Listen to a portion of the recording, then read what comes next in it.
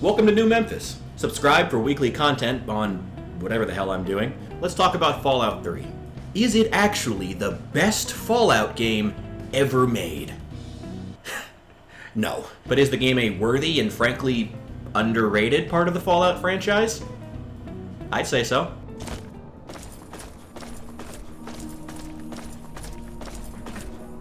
Oh shit. Oh well. I mean, you know I'll have a shotgun, right, dude? Oh! Good stuff, isn't it? Actual healthy food grown in the actual ground and everything. Oh! And you're listening to Galaxy News Radio, bringing you the truth, no matter how bad it hurts. Now, some music. Hi, wanna play?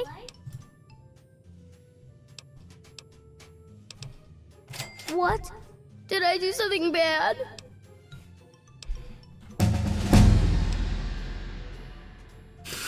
Oh god! Screw it. Oh no! Not my mommy and daddy, no!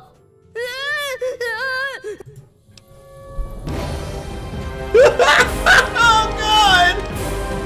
Oh god! Well, Fallout 3 takes place in a far distant Washington, D.C., full of feral subway dwellers, crumbling infrastructure, and a mall full of slavers who only want to dominate the local populace. And then somebody dropped a nuke on it. You are the Vault Dweller, born and raised in Vault 101, as far as you know. Suddenly and violently thrust out into the capital wasteland, the bombed-out, radioactive remains of Washington, D.C., with nothing but your Pit-Boy and your trusty pistol by your side.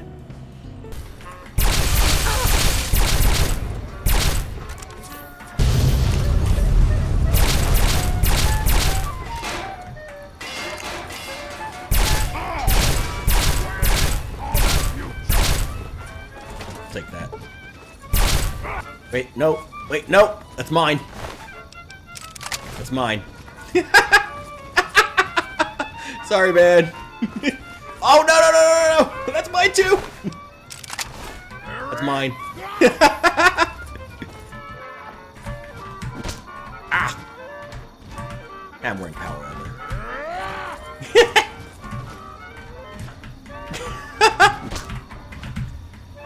Come on. Alright, much of it.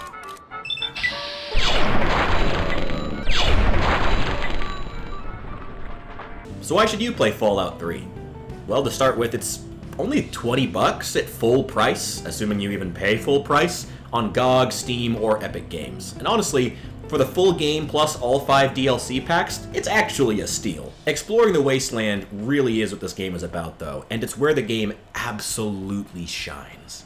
The greatest good, and the reason I think a lot of players come back to this game, the reason I come back to this game, is just the atmosphere of the open wasteland. The gentle score, the sunset off in the distance, the decaying ruins overhead, the honestly pretty ugly textures, but it all comes together into a really solid whole, I promise. Mix in 3Dog as your personal DJ, on the radio talking about the choices you've made in the game, and it makes the simple act of exploring feel epic. Hey, nifty America. It's me, your president, John and... Gotcha! 3Dog here. How's everyone doing? Ah, yes, time for the news. And now, another exciting adventure of the hero of the wastes. Got some great news out of the town of Megaton. Turns out the live atomic bomb in the town center has finally been deep-sixed for good. The town sheriff, one Lucas Sims, commissioned the one, the only lone wanderer from Vault 101 to disarm the nasty nuke. And the kid delivered. Hey, nice work, 101. Next time you're in the neighborhood, pop into the studio. Old 3Dog's toaster's been on the fritz. The story overall is just okay. While a lot of the side quests have branching paths, the main story is fairly linear and fairly bland, on top of that. Fallout New Vegas is the one that's often praised for its main quest line, and it is better written, but also I think because of the fact that it does a better job of having its main quest line permeate into every single side quest and other activity, every other faction you meet throughout the game. Compared to Fallout 3, where it almost feels like you're in a different world entirely when you're doing the main quest, because there's so little interaction between the main quest and the main quest factions and the rest of the Capital Wasteland. However, Three Dogs, Sarah Lyons, the Fat Man, pretty much all of Point Lookout are all great additions to the Fallout franchise, and that's not even mentioning Liberty Prime. Communist engaged. Democracy is non-negotiable. To talk more about where the story tends to fall flat, I want to talk about the game's main antagonist, John Henry Eden, leader of the Enclave. I just realized my air conditioner is still running in my background. Fuck. Sorry guys, it's hot in here with all these lights. The Enclave is a returning big bad from previous Fallout entries, and a lot of fans have been quick to point to the fact that this version isn't the same as the previous versions as the reason that they fall so flat. I don't think that gets to the heart of the issue. In Fallout 3, we are first introduced to the Enclave via their radio broadcasts, where you have Eden himself, voiced brilliantly by Malcolm McDowell of all people, trying to pitch the Enclave to the inhabitants of the Capital Wasteland, a political faction vying for legitimacy in a lawless, post-Armageddon version of the United States. That's really interesting. Hello again, America the Magnificent. This is President Eden, and I was hoping we could talk. I've been thinking quite a bit lately about something we can all relate to, something that is unquestionably, inescapably American. I am referring, of course, to our great national pastime, baseball. Or so it had been. That's right, America. Before we were devastated by atomic war, each state had its own professional baseball team. Imagine. Perfect, cloudless day. The sun is warm, welcoming. And on the horizon, they appear, like knights of yore, armed with bats of ash and hickory. Their name, Capital Congressmen. Their purpose?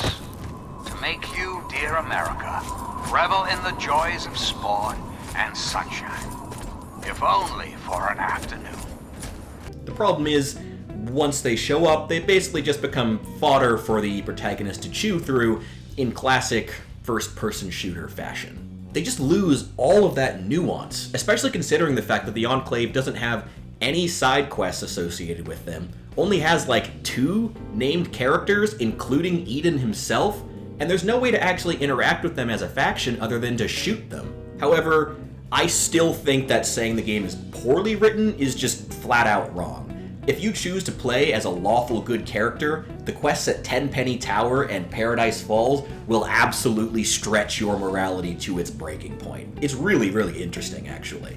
I won't go further because spoilers, and also because you should go out and play the game for yourself and experience it. But choosing to play as a good, neutral, or evil character will vastly change your experience. I mean, massive quest lines get locked away if you play as a good guy. I like that. I will say though, when I'm dealing with the slavers of Paradise Falls, the only thing I really worry about in terms of moral dilemmas is, did I bring enough shotgun shells? Up there, we sell the slaves that we capture out in the wastes. So, unless you're either buying or selling, piss off.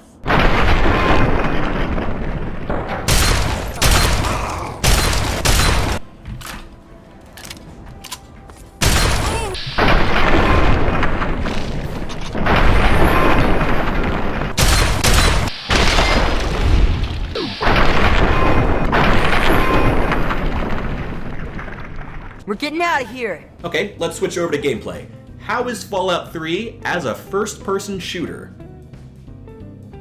Bad. the gunplay is a joke, the late game enemies are absolute bullet sponges, and your targeting reticule is more of a vague suggestion. In addition to that, Fallout 3, one of my favorite games of all time, I still have to admit, has what might be the worst reloading animation I have ever seen in a game of this caliber. The 308 sniper rifle.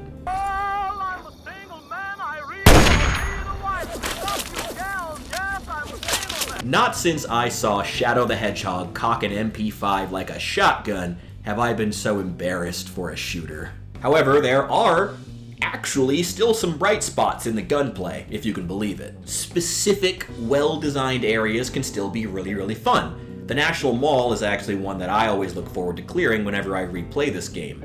Enemies will attack you from different elevations, angles, and distances, making the gunplay interesting and forcing you to think on your feet, in spite of the lackluster mechanics. And while the enemies have too much health and the animations are, well, garbage, Fallout 3's frankly underappreciated sound design and strategic use of over-the-top gore actually really makes the guns interesting and satisfying to use. This is why I was so disappointed by Fallout 4's combat shotgun, because in 3, that thing is just thunder in a can. It also helps that Fallout 3 has the best version of VATS outside of the turn-based titles. So, should you play Fallout 3? Yeah, it's good. Ooh, I think numbered lists are a little outdated, but I think this video should give you more than enough info to decide whether or not this game is for you. So, now that we're reaching the end, there are buttons below. Click them if you so choose. I probably could make another whole video just breaking down the DLCs, so if you guys would be interested in that, I can do it in a couple of weeks. If not, then next week is going to be more miniature painting, and then the week after that is going to be either Fallout 4 or Endless Space 2, which are both games I absolutely love, despite the horrible combat shotgun. Also, my new book, Barrowstadt, is scheduled for release later this summer, so be on the lookout for that. If you want more info, you can check out my Instagram or just leave a comment. I'm kind of trying to figure out the best way to actually, well, look, I want to be able to put the first couple of chapters out there for free, but I'm looking for ways to do that. The plan for right now is I'm going to start a Patreon, just start out with like a $1 tier for people who really want to help, but for the most part, I'm just going to put the first couple of chapters up there for free, so that'll launch sometime this week, next week, I'm not sure, just have to see. If you guys have better suggestions for how I could get the first couple of chapters out there, feel free to leave them down below. There is actually a comment section if you'd like to. I don't know if you know that YouTube has that feature. Aside from that, honestly, I just hope you guys have a great day, and I hope to see you in the next one.